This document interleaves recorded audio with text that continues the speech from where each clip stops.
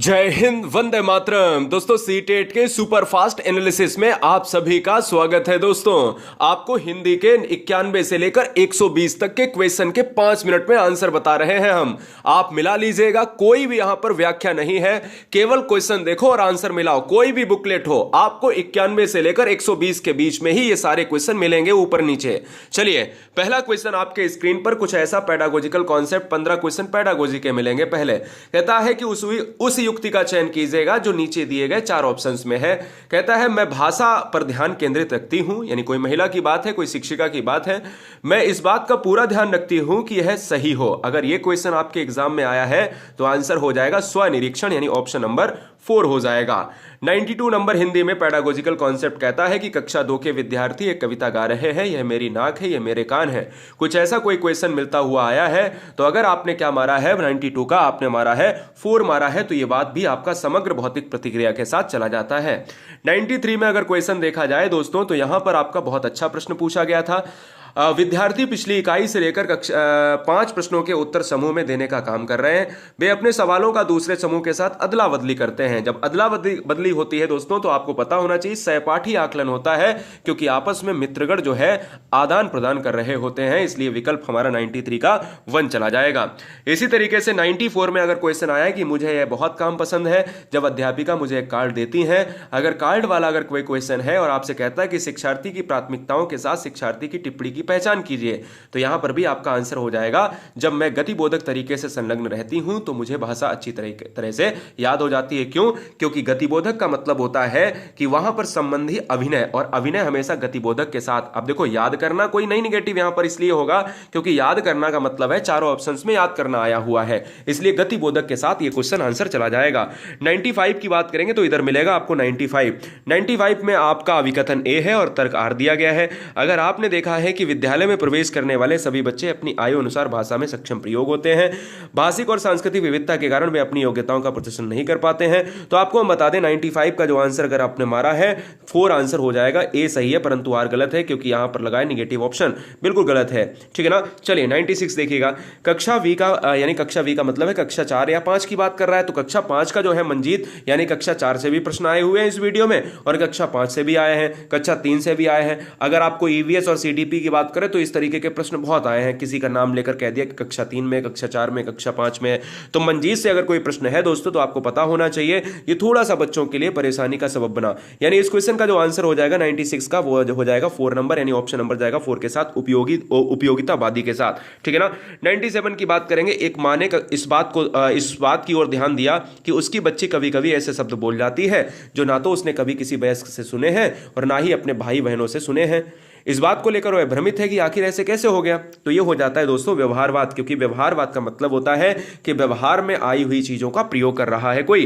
चलिए 98 की बात करें दोस्तों। हाँ, यहां ध्यान दीजिएगा, जो भी बहनें, जो भी भाई हमें सुन रहे हैं, वो 5 मिनट की इस वीडियो में ध्यान दो। 5 मिनट की सीडीपी की वीडियो अपलोड हो गई है, उसकी आंसर की चेक कर लो जाके चैनल में जाके फटाफट, या नीचे कमेंट बॉक्स में हमने पिन कर दिया है लिंक, है ना। गणित में कितने आंसर, 5-5 मिनट की आंसर, सबसे यूट्यूब पर कोई नहीं है ऐसी वीडियो दे रहा, मैं दे रहा हूं आपको, जिससे आपको कतई टाइम ना वेस्ट हो। ठीक है, क्योंकि आप वैसे ही परेशान हो जाते हैं कभी कभी।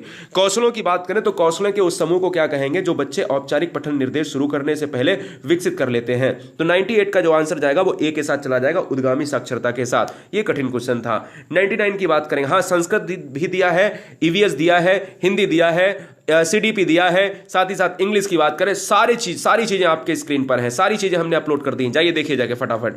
ये एक दादी नानी अपने घर में छोटे बच्चों को पुस्तकों, पहले ये पूरा जो है 30 क्वेश्चन कर लीजिएगा। यहां पर आंसर किसके साथ जा रहा है, संभाषिक पठन के साथ चला जा रहा है, दादी नानी वाला, है ना। चलिए 99 का हो जाएगा।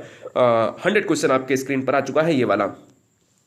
पठन सिखाने का वह उपागम जिसमें मूल तत्वों जैसे वर्णों और स्वनिम, तो स्वनिम वाला अगर क्वेश्चन आया है तो आपने क्या मारा है, समग्र भाषा उपागम मारा है क्या। 100 नंबर में अगर आपने समग्र भाषा ना मार के संरचनात्मक मारा है तो आपका सही आंसर है। 101 नंबर में आपका कथन से आया है। अभिकथन कहता है ध्वन्यात्मक वर्तनी के साथ सही वर्तनी लिखना और सीखने की योग्यता मंद पड़ जाती है। ये तो स्टेटमेंट भैया गलत है। और कहता है कि जब बच्चे पारंपरिक वर्तनी के स्थान पर अपनी आविष्कृत वर्तनी का उपयोग करते हैं, अगर कोई ऐसा क्वेश्चन आया है तो आपको बता दें 101 नंबर का क्वेश्चन का आंसर हो जाएगा ए के साथ। ए गलत है परंतु आर सही है। 100 नंबर का एक और 101 नंबर का एक हो जाएगा। यहां पर आइए 102 नंबर। नई भाषा सीखते समय बहुत से विद्यार्थी होते हैं अद्वितीय उच्चारण संबंधी नियमों के कारण भाषा बोलते समय प्रायः आत्मविश्वास की कमी का सामना करते हैं। इसमें दूर करने का तरीका कौन सा होना चाहिए? तो दोस्तों अगर आपने मारा है क्या 3 नंबर मारा है इस क्वेश्चन का, तो मुझे लगता है कि 102 नंबर का आंसर क्या हो जाएगा? 3 नंबर इस क्वेश्चन का आंसर सही हो जाएगा। 103 नंबर की बात करेंगे। कक्षा 3 की अध्यापिका अपने शिक्षार्थियों को निम्न शब्दावली से परिचित करवा रही है। निम्नलिखित में से कौन सी नई शब्दावली सिखाने का प्रभावशाली तरीका है? 103 नंबर का जो आंसर हो जाएगा दोस्तों वो किसके साथ? 4 नंबर हो जाएगा। अध्यापिका स्थिति विशेष के अनुसार उस शब्द का अर्थ समझाने की कोशिश करें, क्योंकि यहां ठोस परिभाषा गलत है और अब विलोम शब्द की कोई बात नहीं करी गई है और याद करना एक निगेटिव सेंस है। चलिएगा 104 नंबर में आंसर चला जाएगा। हमारा कौशल हो जाएगा। भाषा सीखने के 4 कौशल होते, सुनना, बोलना, पढ़ना और लिखना। आंसर 1 हो जाएगा। ये बहुत आसान प्रश्न आया था, लेकिन ये बड़ा प्रश्न है तो इसका आंसर जान लीजिएगा। कोई अगर इस तरीके का प्रश्न आया हिंदी में तो आपका आंसर हो जाएगा ए के साथ 5, बी के साथ 1 और सी के साथ 2 और डी के साथ 4 और ई के साथ 3 हो जाएगा। ठीक है ना। फिर एक आपका देखिएगा यहाँ पर होता है आपका 1 से 6 से 114 तक आपका मिलता है गद्य पद्य। यहाँ पर आंसर अगर आपका 106 जो है कहता है कि कौन सा धन्यवाद कहने का कारण नहीं है, तो आंसर हो जाएगा दया। क्यों? क्योंकि यहाँ पर देखिएगा स्वार्थ, संस्कृति और स्वभाव की बात की गई है। आप यहाँ देखेंगे तो आपको देखिए स्वार्थ, संस्कृति और व्यवहार यानी स्वभाव की बात की गई है, लेकिन दया की बात नहीं की गई है। कहता है दोस्तों यहाँ पर कहता है कि हर बुराई अज्ञान के अंधकार में फैलती है। 107 नंबर का जो आंसर हो जाएगा वो 4 के साथ चला जाएगा। अज्ञानता के कारण ही बुराइयां फैलती हैं। अगर आपको ध्यान देना है तो यहाँ पर आपको मिल जाएगा। देखिएगा अगर यहाँ पर आपको ध्यान देना है कि बुराई जो है अज्ञान के अंधकार में फैलती हैं, ये देखिए लिखा गया है सामने। और कहता है सुख दुख का कारण क्या है? सुख दुख का कारण 108 नंबर का क्या होगा? 4 नंबर हो जाएगा, कर्म हो जाएगा। क्योंकि जब भी हम कर्म करते हैं तो हमें पता होना चाहिए क्या है? सुख दुख भोगे, यानी कर्मों का फल होता है क्या? सुख दुख की बात करी गई है, ये आपको दिखाई दे रहा है। गद्यांश के अनुसार जो है प्रयाश्चित के साथ साथ मानव को क्या करना चाहिए? पुरुषार्थ करना चाहिए, क्योंकि ऑप्शन 3 हो जाएगा। पुरुषार्थ का मतलब है कि देखिएगा यहाँ पर साफ साफ लिखा हुआ है कि मानवीय पुरुषार्थ करते हैं और प्रायश्चित की बात करते हैं, इसलिए क्या हो जाएगा इस क्वेश्चन का? हमने कहा भैया कि गद्यांश के अनुसार जो है प्रयाश्चित वाला वर्ड का आंसर हो जाएगा 3 के साथ पुरुषार्थ। और मन की कोठरी को जो है स्वच्छ रखें, मतलब मन से बुरे भावों को निष्कासित करें, यानी 110 हो जाएगा क्या? 3 नंबर। जीवन का मुख्य लक्ष्य क्या होना चाहिए? जीवन का मुख्य लक्ष्य होना चाहिए 111 नंबर का क्या होना चाहिए? 3, ईश्वर के प्रति आभार प्रकट करना। ऑप्शन नंबर 3 हो जाएगा। स्वार्थ के विलोम की बात करें, स्वार्थ के विलोम की बात करें तो निःस्वार्थ होगा। क्या हो जाएगा? निःस्वार्थ हो जाएगा। मानवीय शब्द में प्रत्यय क्या होगा? मानवीय शब्द में हो जाएगा ई प्रत्यय हो जाएगा। और कहता है कौन सा शब्द समूह भिन्न है? हमने कहा शुद्ध अशुद्ध होता है विलोम, सुख दुख होता है विलोम, ज्ञान अज्ञान होता है, लेकिन इस क्वेश्चन का आंसर हो जाएगा 4 नंबर के साथ। 115 नंबर की बात करेंगे, लेकिन ये बहुत अच्छी चीज हमें लगी, ये बहुत अच्छी चीज लगी। ठीक है ना। ये हिंदी में सबसे अच्छी चीज हमें लगी। क्या? सीटेट ने ये बहुत अच्छी चीज यहां पर जो है देकर मन खुश कर दिया।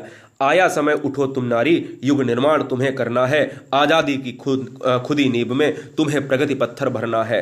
क्या?